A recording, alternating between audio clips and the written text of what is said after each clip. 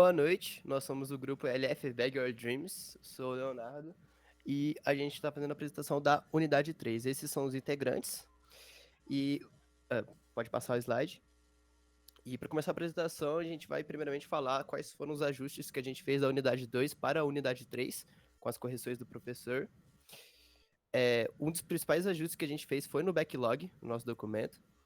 Antes, nosso backlog ele não tinha rastreabilidade, a nossa estrutura das user stories ela estava enfraquecida e a nossa priorização também. Antes, nós não tínhamos rastreabilidade nos objetivos, FFs e as user stories, os requisitos funcionais. E com as correções do professor e indicações e estudos, a gente fez a criação de uma tabela que relacionava os objetivos, os requisitos funcionais e as user stories. Na estrutura, a gente estava com uma ausência de estrutura adequada para dividir as user stories. A gente acabou criando os temas e épicos que encapsulam as user stories. E na nossa priorização, a gente estava priorizando apenas com Moscou, sem a avaliação técnica. A gente acabou adicionando os métodos RICE e o WSJF, com o RICE tendo alcance, impacto e confiança dividido por 3, né, o número, e o WS sendo o valor de negócio, redução de risco e criticidade temporal dividido por 3. E aí, esse é a equação que a gente acabou utilizando para a priorização do nosso backlog. Pode passar. Os outros ajustes principais foram na parte dos requisitos funcionais. A gente teve quebra de alguns requisitos, a gente teve a unificação de outros, e a gente teve também a remoção de redundâncias, né, que o professor acabou nos apontando. A gente tinha colocado descrições dos requisitos funcionais lá na nossa lista de requisitos, o que está errado, a gente devia colocar só o verbo e tudo mais, como foi explicado nas aulas. E a gente acabou quebrando alguns requisitos em outros e acabou unificando alguns também. Pode passar. Na parte de requisitos não funcionais, a gente acabou falhando na parte de especificar alguns requisitos não funcionais. E aí, o apontamento do professor, a gente melhorou, a gente refatorou nossos requisitos não funcionais e acabou dando maior especificação e descrição dos mesmos. Pode passar. Ajustes no Dodge, mesma coisa. A gente acabou especificando e escrevendo melhor, refatorando, né, o que a gente tinha feito anteriormente. Pode passar. E agora a gente vai apresentar o nosso PBB.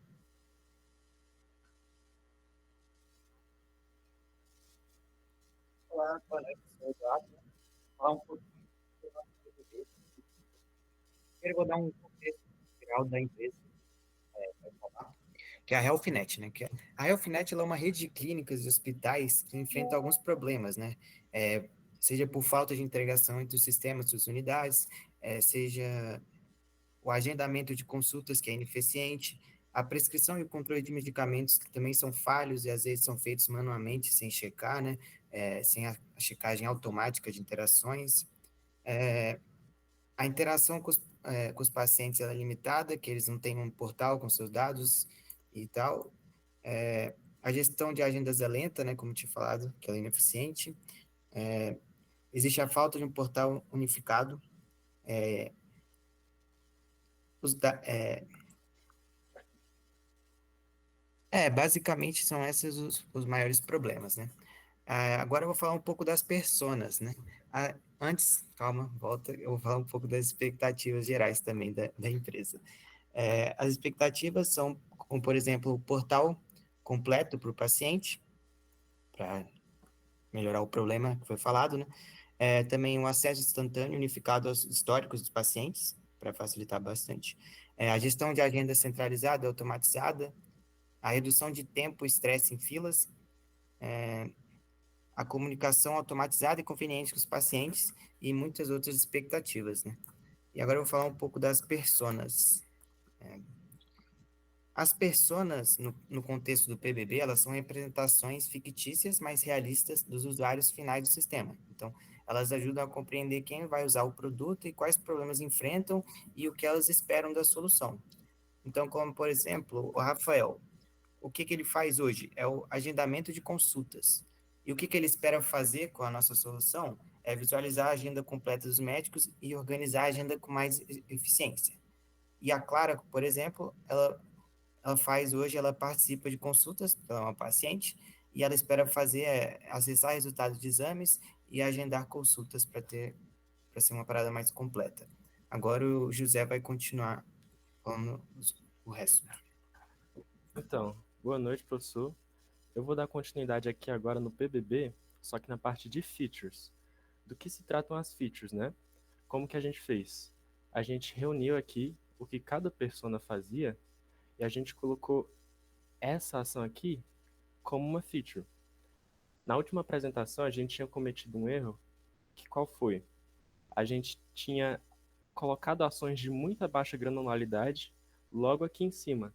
Então a gente já colocava direto uma funcionalidade do sistema. Então, por exemplo, Rafael, ele marca consultas, uma funcionalidade do sistema, por exemplo. A gente já tinha colocado aqui em cima. E isso foi um erro nosso. Então, depois a gente refatorou esse PBB e a gente buscou aqui em personas e aqui em features colocar funcionalidades, colocar ações que tinham maior nível de granularidade.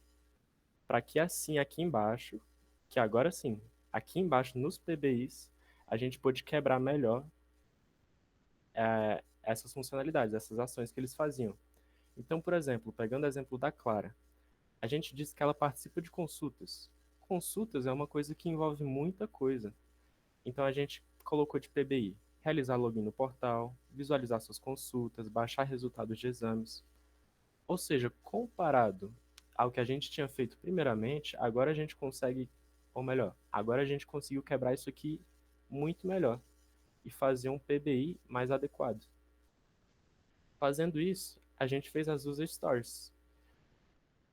A da Clara, a mesma coisa. A gente pegou cada um dos PBIs que a gente fez da Clara, e aí a gente pegou e fez as user stories delas. Essas pontuações que estão aqui na direita é a pontuação que a gente fez da priorização das user stories. Então a Clara, quais que são as US relacionadas à Clara? São essas aqui. Qual que é mais importante, qual que é menos importante? A gente fez a priorização usando o método coorg. A gente fez isso com todos, como pode ver, com cada uma das pessoas, pegamos cada feature, a gente definiu cada PBI, fizemos cada user story, fizemos a priorização e por fim a gente chega na etapa de fazer o BDD. O que se trata? O BDD. A gente pega ao menos uma cobertura de 50% de todas as user stories, de todas essas que a gente fez, a gente pega pelo menos 50% e cria um cenário explicando o que está acontecendo. Pegando o exemplo da Clara, que é paciente, ela vai ter uma user story de fazer o logout no portal. Então a gente vai criar um cenário para ela em que ela está fazendo o logout do portal. Isso permite que a gente tenha uma noção muito melhor de como que o usuário final interage com o sistema. E aí este foi o nosso PBB. Agora eu vou passar para o USM. Vou passar a palavra para a Isabela. Olá, tudo bem? Eu vou falar um pouquinho sobre o SM. Ele basicamente é uma técnica de priorização e organização de histórias de usuário em forma de representação visual. O nosso estudo de caso é sobre a EduConnect. Ela surgiu a partir de uma vivência de 3 educadores que, ao longo de suas trajetórias profissionais, perceberam os desafios enfrentados por escolas na hora da organização, acompanhamento de projetos interdisciplinares e atividades extracurriculares. Com o intuito de superar essas dificuldades, a proposta de negócio é desenvolver uma plataforma digital centralizada, de fácil acesso e uso, que permita à instituição planejar e coordenar as avaliações. Agora falando um pouquinho sobre o processo de negócio, né, envolvendo as pessoas, a gente tem basicamente os professores e coordenadores que começam definindo os objetivos do projeto, planejando as etapas e organizando os recursos.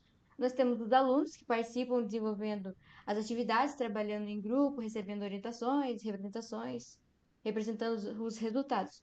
Os pais e responsáveis que vão acompanhar o desenvolvimento dos filhos no projeto e os especialistas externos que contribuem com o conhecimento prático e participam de forma organizada dentro da plataforma. Agora eu vou passar a palavra para Yasmin, falando do nosso mapa.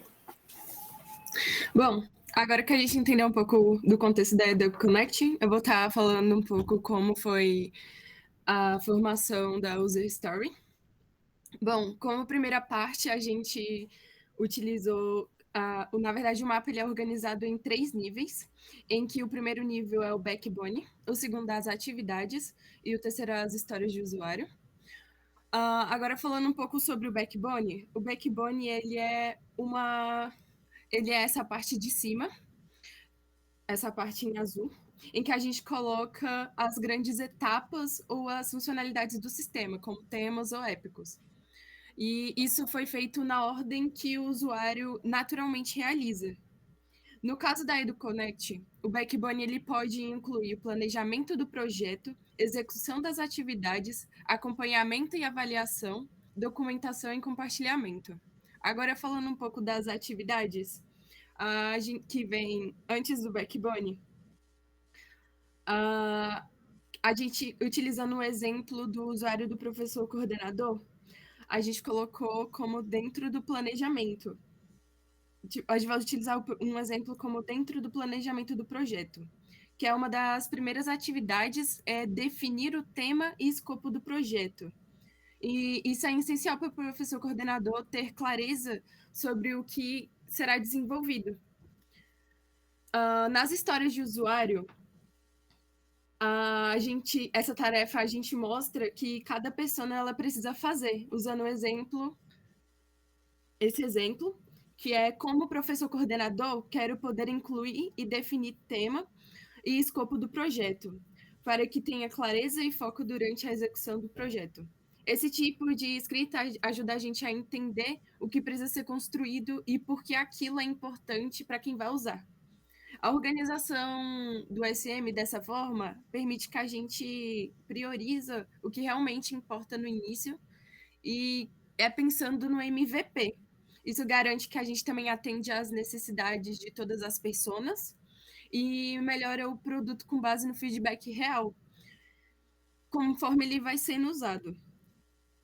E no caso do professor coordenador, que é uma das figuras importantes, depois que a gente adiciona as outras pessoas, como o professor participante, os alunos, os pais, especialistas externos, cada uma com suas atividades e suas histórias de usuários específicas, ela acaba garantindo que a gente tenha um MVP completo.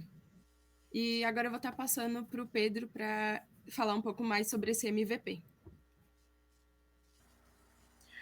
Boa noite. Bom, vou explicar como nós fizemos a priorização da User Story Mapping. Como a Yasmin disse, nós dividimos as principais funcionalidades do MVP, são as que estão em vermelho. Nós dividimos, na verdade, todas as tarefas em 3 releases. Sendo a primeira o MVP, a segunda as funcionalidades que a gente categorizou como média prioridade e, por fim, as que têm menor prioridade, que estão na release 3. Para fazer a priorização, nós utilizamos a ferramenta WSJF, que considera o valor de negócio e os riscos, né, em comparação com o tamanho do trabalho que será desenvolvido pela equipe. Para fazer essa priorização, nós atribuímos os valores para cada argumento da fórmula WSJF conforme a sequência de Fibonacci. Quais são os argumentos dessa fórmula? O COD, que na tradução significa custo do atraso, COR, que significa custo do trabalho em andamento, e a gente pode resumir esses 2 argumentos como valor de negócio e como aumento de risco ou ganho de oportunidade, respectivamente, e por fim o tamanho do trabalho. Então, aplicando na fórmula, a gente obteve certos intervalos de valores. Quando os valores eles superavam 2, nós classificamos como must-have.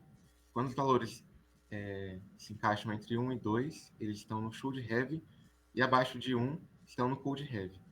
Então, a gente colocou como must-have especialmente os que estavam acima de 2, na verdade, perdão. A gente colocou como MVP os que estavam como must-have. Na segunda release, os que estavam como should-have, e na terceira release, os que estavam como could-have. Foi assim que nós fizemos a priorização da User Story Map. Opa! Bom, para concluir nossa apresentação, o que aprendemos no final, né? Quais foram as lições aprendidas e as melhorias para o processo que nós adotamos? A primeira foi a importância e a aplicação do nosso PBB e BDD no backlog. Durante a nossa aplicação, né, do PBB e do BDD, a gente acabou encontrando dificuldade na definição das personas, features e PBIs, porque, especialmente quando a gente tentou adequar o nível de granularidade para cada item, né? Porque a gente acabou adotando um nível de granularidade muito baixo para nossas features, o que poderia causar problemas, levar a uma definição incorreta e imprecisa das histórias de usuário e, consequentemente, do BDD. A ação de melhoria que a gente fez foi, depois da aula e do feedback do professor, e, claro, depois de um maior estudo da equipe sobre o tema, a gente acabou compreendendo melhor as nuances que diferenciavam cada etapa, e com isso a gente foi capaz de definir com mais precisão os itens que compunham cada uma das etapas, construindo histórias e o BDD com uma maior qualidade. A segunda, né, a principal lição aprendida também, foi na aplicação do SM. Nossa equipe, inicialmente a gente organizou as histórias de forma linear, o que nos dava um resultado, uma visualização incompleta da jornada do usuário e uma falta na antecipação de dependências entre as histórias. Essa abordagem linear, ela dificultava uma percepção da ordem lógica e da interação entre as histórias. Consequentemente, podia levar a lacuna na experiência do usuário e dificuldade em gerenciar o produto como um todo. A ação de melhoria que a gente tomou foi para organizar melhor e ver os requisitos de uma maneira mais clara. A gente utilizou o User Story Mapping, onde todo mundo na equipe via quem conseguia ser mais... perdão. Com o SM, todo mundo da nossa equipe e quem que tivesse mais envolvido, conseguia ver a jornada completa do usuário. Desde as coisas mais importantes até os detalhes. E é isso. Muito obrigado.